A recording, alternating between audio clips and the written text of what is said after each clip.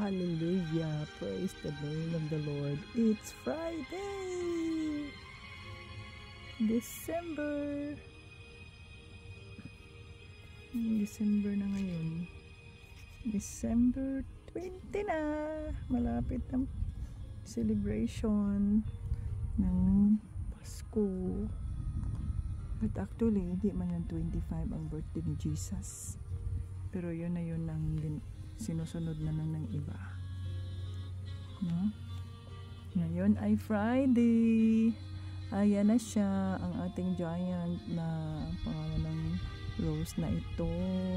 Malapit na siyang mamatay. Ang ganda pa rin niya, ang bango. Praise God. Ito ang salita ng ating Panginoong Hesus. Do not be anxious about anything.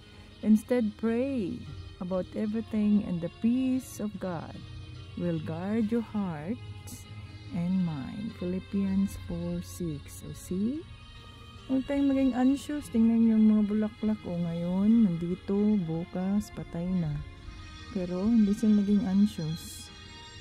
Bakit? Kasi alam nilang may lumikha sa kanila at ang buhay nila ay lumadaan lang. Ganon din ang buhay ng tao.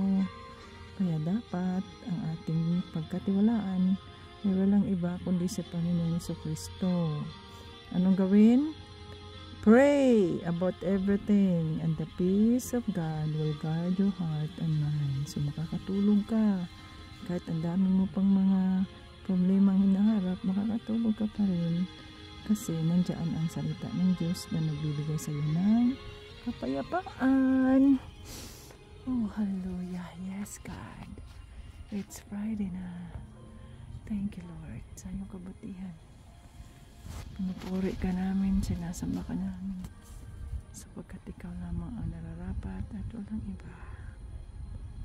Guide us, Holy Spirit, na hindi kami maging anxious sa anumang mga nangyayari sa buhay namin, kundi kami po ay ibigay namin sa inyo ang lahat, and we will trust you that everything will go well with us because you are with us.